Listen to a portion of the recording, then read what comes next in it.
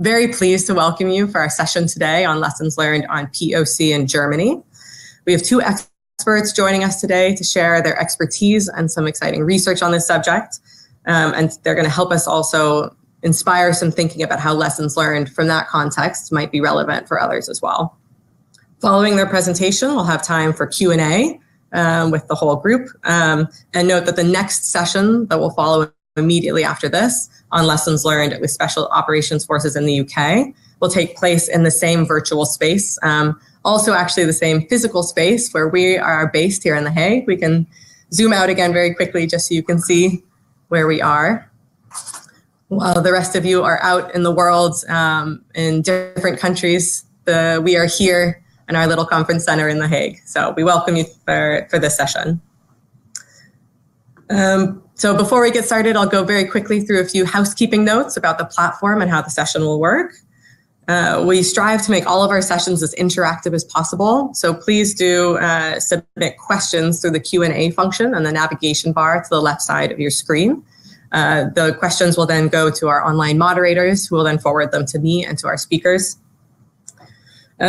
We do also have a chat function, a conversations tab, also on the left side of your screen, where you can communicate with one another and with us as well. Though we do, again, ask that questions go through the Q&A tab.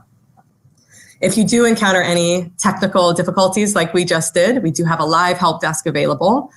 So if you go to the platform's homepage and click on the menu button on the top right, you'll have access to the help desk. Please do tour the event platform to see the full program, speaker bios, and the resource library for each day. You'll also find two different ways of networking with both presenters and speakers on the platform. First is the Meet and Greet tab, where you can search and connect with all registered participants and speakers. You can even schedule live meetings through the platform. And we also have networking islands, where you can engage with one another around different topics in a virtual reality space. Again, the strength of these types of conferences is all of you, so please do your best to connect with all of one another. And if you do post about the event on social media with interesting takeaways or images from the event, please use the conference hashtag PAX POC 2020 and do attribute the details accordingly to our distinguished speakers. And lastly, remember that all sessions are being recorded, and we'll be sharing them on our website, protectionofcivilians.org, after the event. I'd like to now quickly engage with all of you. We'll put out a poll to see what people are interested in learning about today, and then I'll go ahead and introduce our speakers.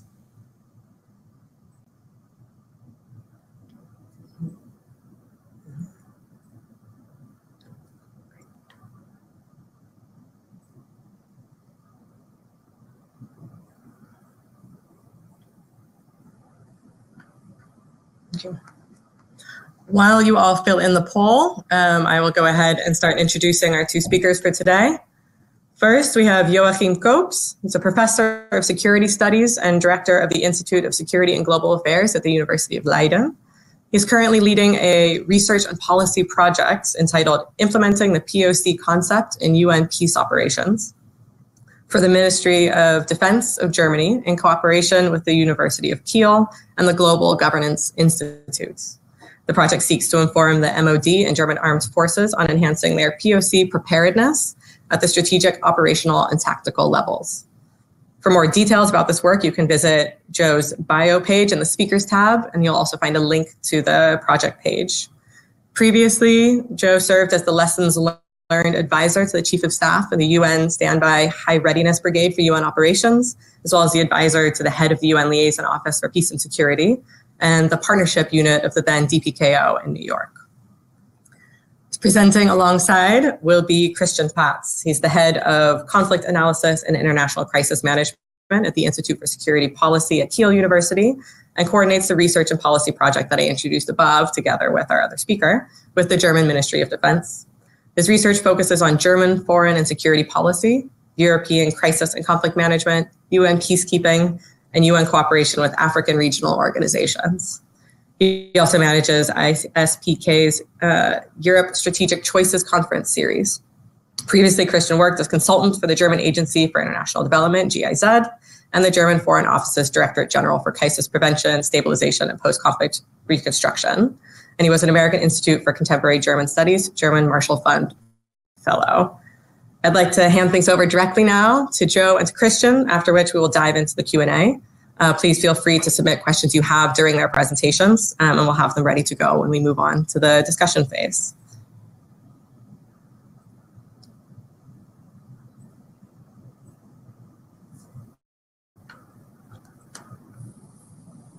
Good morning, all. Thanks very much, Carrie, for the kind introductions and the background. Very, very happy to be here with you on this excellent and timely conference and also in-depth conference on protection of civilians. So my name is Joe Koops from the Institute of Security and Global Affairs at the University of Leiden, and together with Christian Patz, we will give a quick overview of the topic today and of the study. I should mention at the outset, in terms of expectation management, that this is a one-year study that was done at the request of the German Ministry of Defense, but the results of the study are not yet free or have not been released, so we cannot talk about the results in detail or specifically. So what we want to do instead is to focus on the lessons learned of the process and the lessons learned of what a national POC audit looks like and how it could be helpful and beneficial for other partner countries in Europe and beyond to do these things. Also, how it could help to raise awareness and create partnerships and synergies and training, but also future POC missions. That just as a bit of a caveat.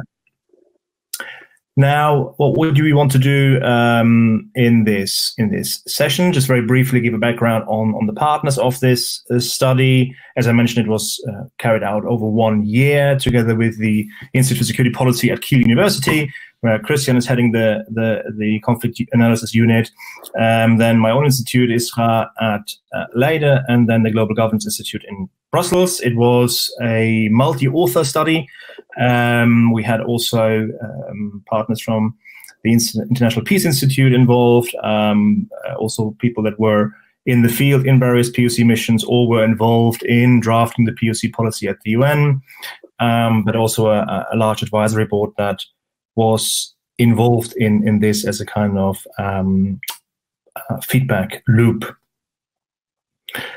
Very briefly, I want to do 3 things now in this short remaining 8 minutes, just to give a bit of a background on the method of the POC study, purpose, why we're doing this, why we've done this, some initial lessons about national studies. Again, national approaches and national POC policies is one of the priorities also outlined by the UN Secretary General in the annual POC report 2018, for example. So again, the national implementation level is quite important for moving POC forward.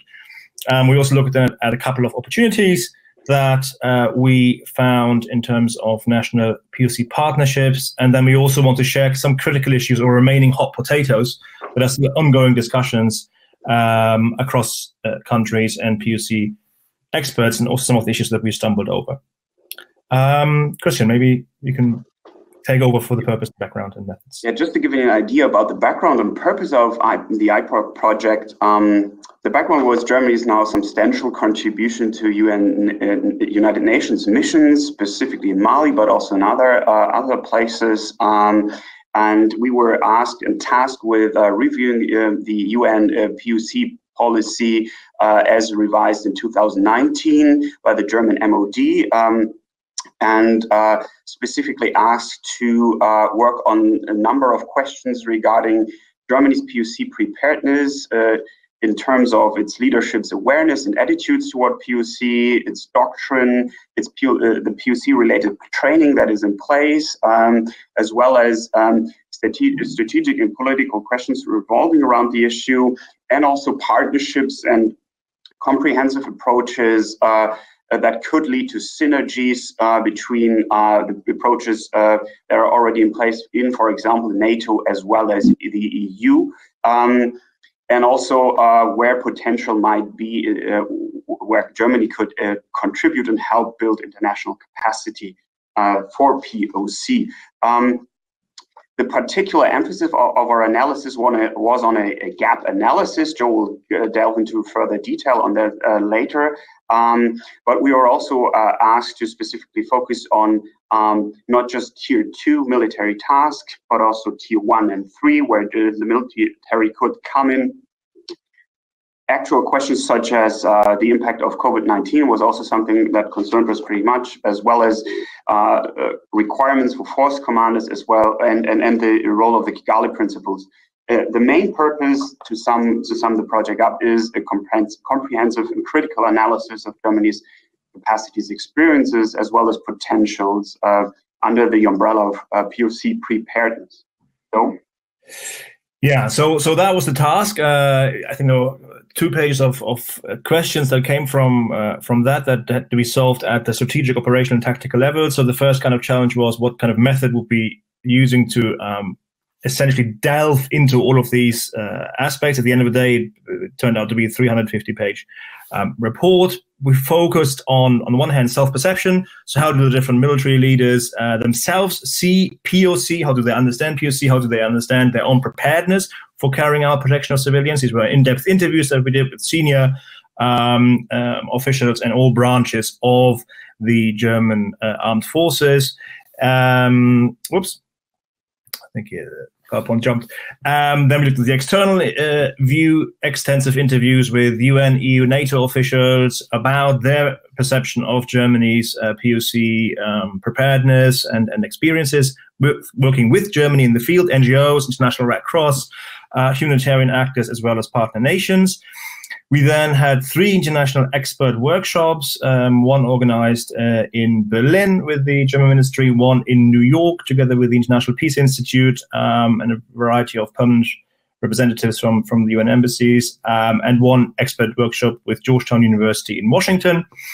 An advisory board of 12 experts, former SRSGs, force commanders, scholars, and experts had at various moments feedback input to draft versions of the report.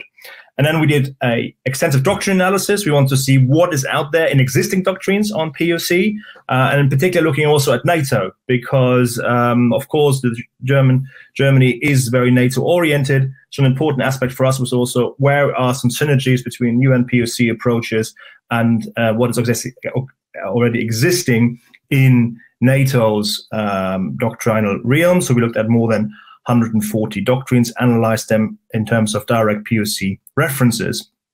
Then we did a capability gap analysis, and that is the heart of the study. So looking at what is required from the UN side in terms of POC at all different levels. I'll show you in a minute the matrix. And then running it through all the different strategic, operational, and tactical capacities of the German armed forces. We also look at all the training materials that Germany has available and compared them also to the requirements of the UN protection of civilian training material, but also of international trainings that are out there, which also should help us then essentially to make recommendations for connecting Germany's training centers with partner organizations, and then we had an extensive analysis of all the required policies that are relevant for POC on the UN side.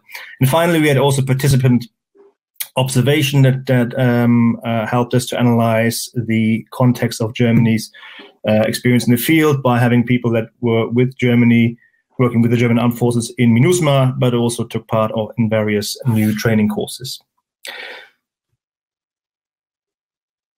This is, as I mentioned, the overview of the doctrine analysis that we had to do in terms of also looking at where are we doctrinally speaking and where are there points for synergies with existing NATO doctrines, which was part of the exercise. And finally, in terms of the method, I'm not sure how well this can be seen, but this is one of the UN POC resource capability matrices of 2012, which looks at the different elements of preparedness, resources needed, and sustainability. And we took that as a basis and adapted it for the assessment of the German armed forces and POC by adding the comprehensive approach element, external partnerships, and then trying to make an assessment, overarching assessment for each aspect. So you see here, for example, and this runs into hundreds of pages. For every aspect of the UN POC policy, we looked at what are the capabilities required on the UN side and what are the capabilities that Germany has on the 3 levels. And then it goes about human capacities, material, guidance and doctrines, planning, training, supporting political initiatives, a comprehensive approach, and international partnerships. And at the very end, you sum it all up and it would look like something like this. I can't give a picture of the real results, but for each tier, you have essentially an assessment of Germany's capacities. If it has the element, can do it, it'll be a green box. If it does not, if it cannot carry out that aspect of POC, a red box. And orange is it has it in principle in a NATO context, for example, and can adapt it. And then at the end of the day, you can make an assessment of each and every POC capacity. Christian. Yeah, so what lessons for partners could be drawn from this?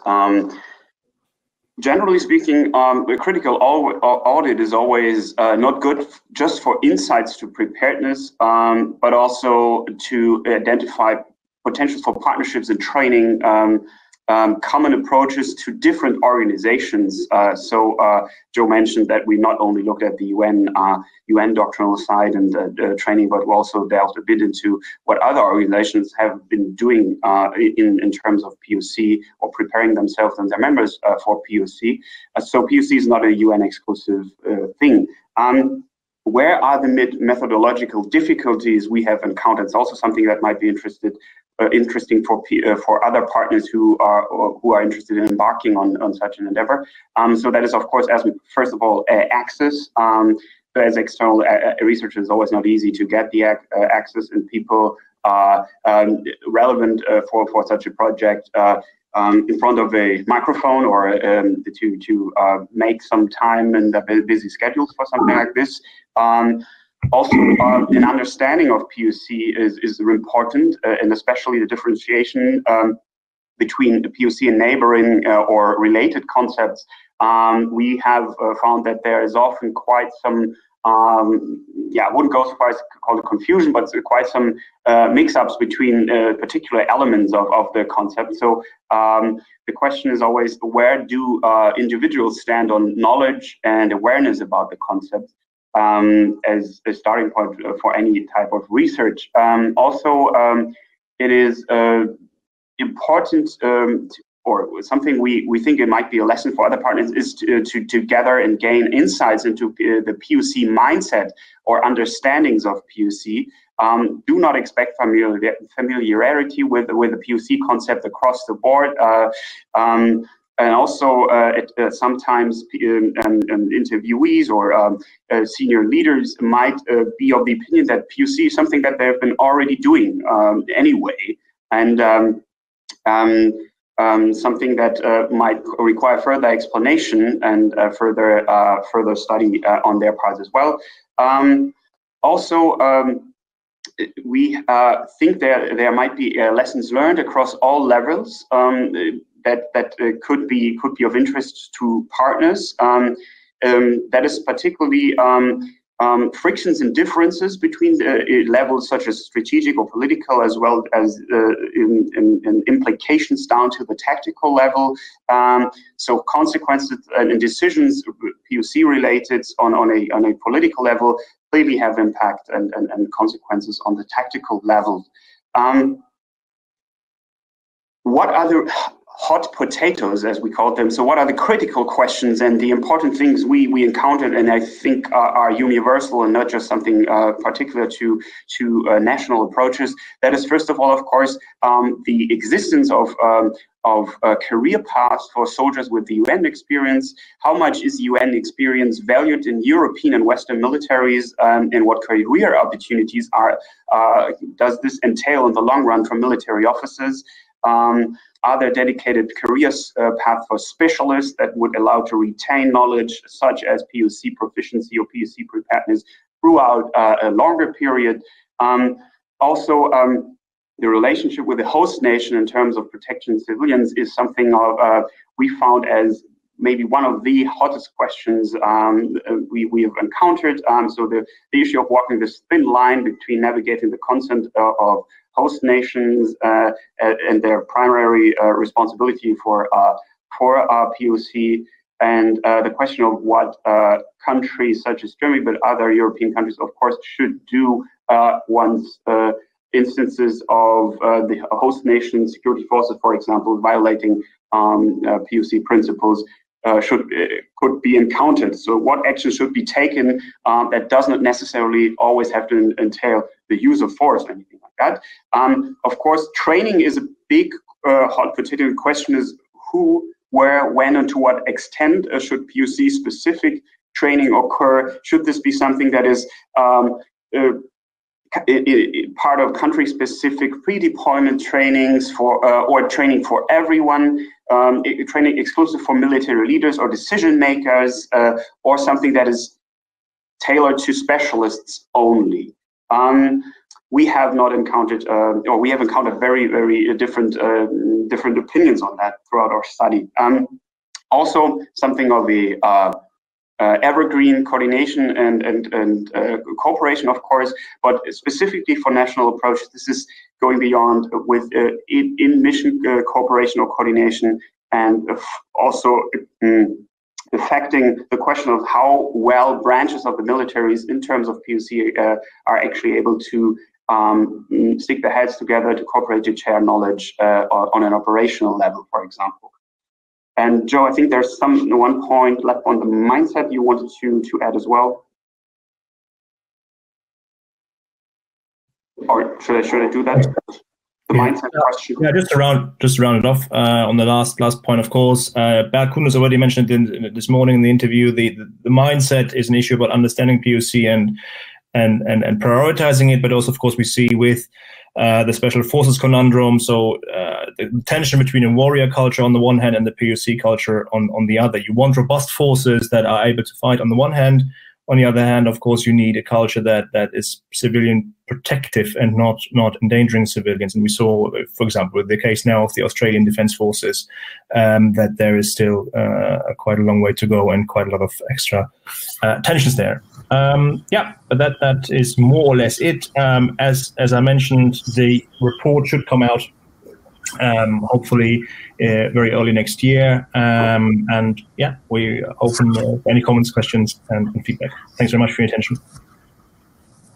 Thank you very much, Joe and Christian, for your reflections and your contributions.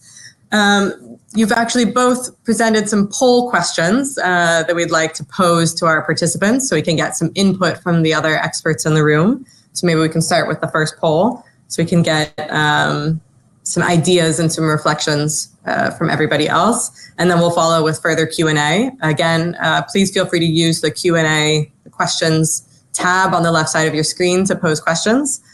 And we'll continue. So the question is, what are the most critical challenges for the implementation of POC concepts on the national level in your own country, in your own context?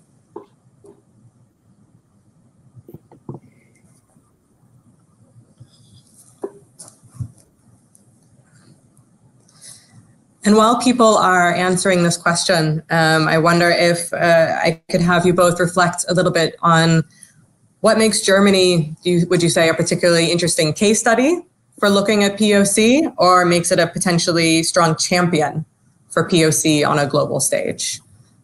Yeah, I can maybe start off. Well, I think Germany has made quite a lot of political and rhetoric commitments to the protection of civilians. It has, after kind of absence from peacekeeping, recommitted also in terms of boots on the ground in the MINUSMA mission in Mali, also in close cooperation, of course, with the Netherlands, and also I think rediscovered there the importance of awareness of UN peacekeeping missions and also developing further the core of POC. But I think also Germany is well placed to promote a synergistic approach to POC in NATO, the EU, and UN. So all three organizations have POC concepts, more or less. The UN, of course, the most advanced one, but also NATO has a policy from 2016, and the EU also a draft one. And so how to bring these different approaches together, for that you need, of course, also countries and allies that are have a strong voice in all three organizations. Christian, anything you want to add? Yeah, I think in terms of the champion question, it is also, I think, important to highlight the fact that Germany already has in place a number of dedicated UN training centers, for example, that have dedicated courses on POC, also on the tactical level. So Germany has already embarked on closing critical gaps, at least to our knowledge, in the training landscape as well. As Joe said, it is important also in terms of in the training landscape to network and to identify potential where synergies lie in Europe and beyond, and where training can occur without creating new courses that might be already covered somewhere else. That could be one addition as well. Thank you. Maybe I think you can see, both of you, the results from the first poll question on your screen. Do you have any reflections? Does anything surprise you with how people are reflecting on their own contexts? No, it's quite interesting that the mindset aspect is the largest one and the largest problematic one, and that is something that resonates certainly.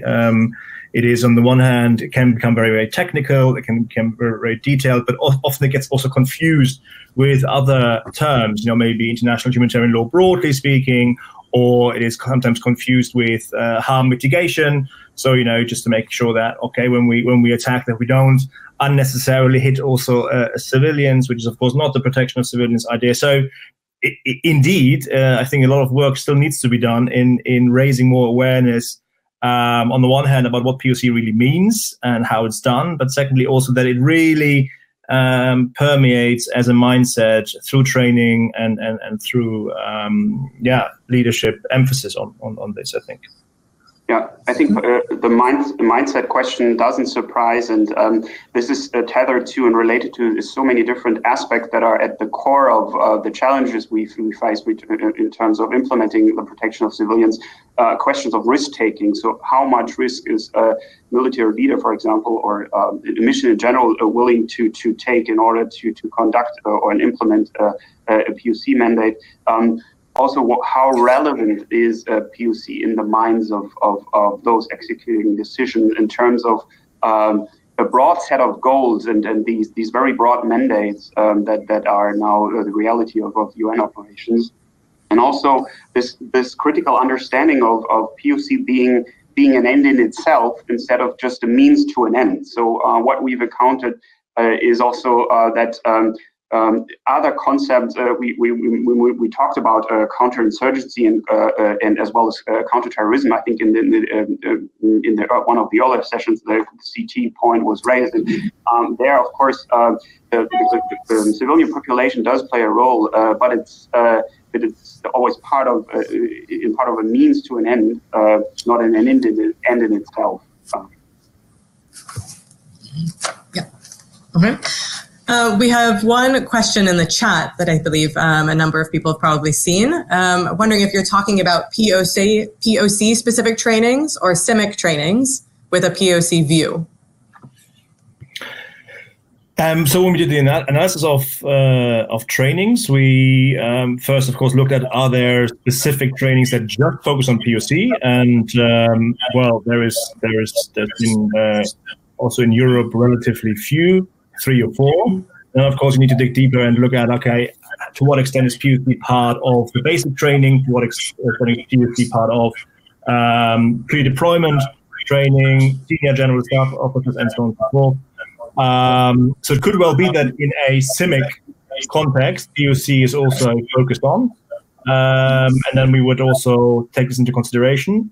But of course, we essentially look at all different trainings that in any way supposed to have anything to do with foreign deployments or the UN peacekeeping operations.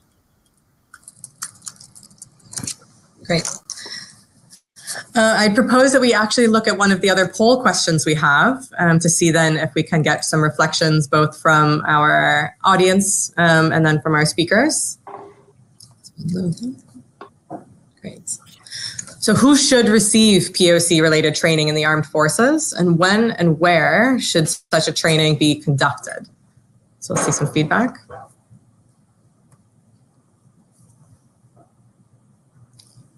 And in this case, only one answer is possible. So please respond with what you think is the most critical for addressing maybe some of these challenges we've already identified today. Yeah, that'd be very interesting.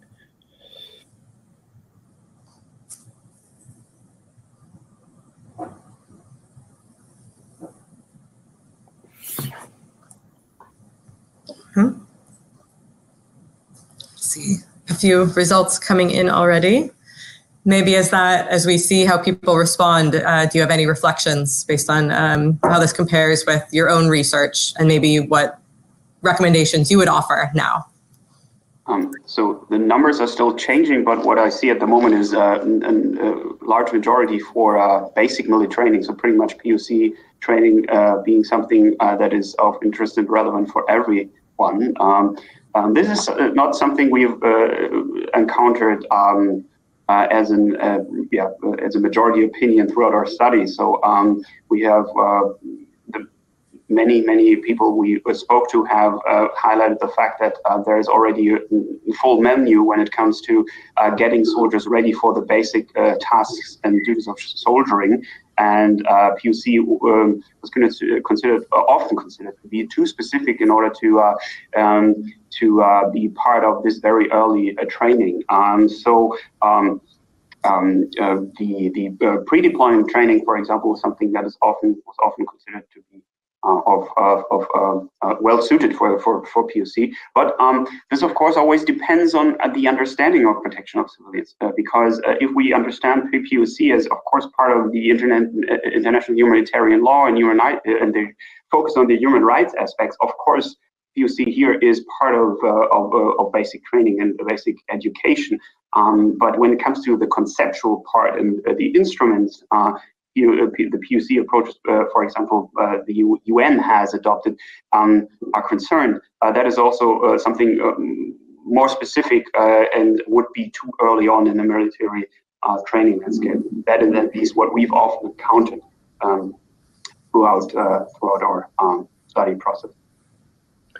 Yeah. Well, I find it very interesting because I think it is something also that should be considered. And again, if you want to build up the mindset, and if you really want to underline the importance of POC, just by the by, there's a document from the UN Department of Peace Operations on basic requirements for being a peacekeeper, and their knowledge of POC and the different dimensions is listed as much as a basic requirement as is how to hit a target with 5 shots out of a 50-meter distance. So, the basic tools of the trade for a soldier are seen as important as knowledge and clear implementation aspects of POC. So from the UN side, that is already very clear, but I think in national armed forces, we're not that far yet. So there's a question that came in. Thank you. Yeah, there's a question that's come in that's reflecting on the critical relationship with host nations. One of our participants is wondering whether there was political space, but also opportunities, for instance, with local armed forces to carry out joint impact assessments of POC policies. Yeah, it's interesting. That was not done as part of our study. I think that will be indeed something very interesting to do. The most important thing that we were focusing on was instances where, and that's not just in Germany's case, that is in different POC and peacekeeping operations, the problem where you run into a very unfortunate situation where host nation forces, on whose consent you are serving in the country, of course, are themselves guilty of either killing or hurting or intimidating civilians, the very civilians that you're supposed to protect as a peacekeeper. So here, there need to be, of course, you need to be very flexible, and it depends on the context, but there needs to be far more guidance, I think, to senior leadership in these kind of situations, and where is there a cutoff point, I think is also quite important in terms of action that you need to take. I think that answers, but in particular regarding the impact assessments of POC. This is something we have encountered in the discussions, but we were not aware of this being part of any of the European militaries we had looked at or talked to throughout throughout the study period. So this is an interesting question to address in the future, I would think, but not to my knowledge have we encountered something like that. Well, then thank you very much for that excellent question, and hopefully that spurs some new research or some new opportunities, maybe for those of us in the room. I think we're running a little bit low on time. If there are any other last questions that people would like to contribute, feel free to do so. Otherwise, I think I'd really like to ask Joe and Christian to remind us when the research itself will be publicly available and how we might all be able to receive those updates. Yeah, that's the big question for ourselves. So at the moment, there is a process of analyzing the results, and we hope to know by January in which form and in which length this can be made publicly available. Okay. Well, we'll all wait with bated breath and be curious to see more. I want to thank both of you so much for your time today, and for all of our participants for joining in on this discussion. We apologize we may not have had the opportunity to address all the questions that people had, but we hope that you'll reach out to the speakers and certainly to one another, again, using the networking spaces that we have available on the platform. And we're going to put now a quick evaluation poll, post that to the group. So please feel free to give us some reflections on this session. But you can also reach out to us directly at poc@poxforpeace.nl if you have additional questions or feedback that you'd like to share with us. Thank you very much. And in a moment, we will be transitioning over to a next conversation about lessons learned on POC and bilateral and special operations forces from the UK. So we certainly invite you all to stay on for that conversation as well. Wonderful. And thank you very much. Thank you very much, Kevin. Thanks.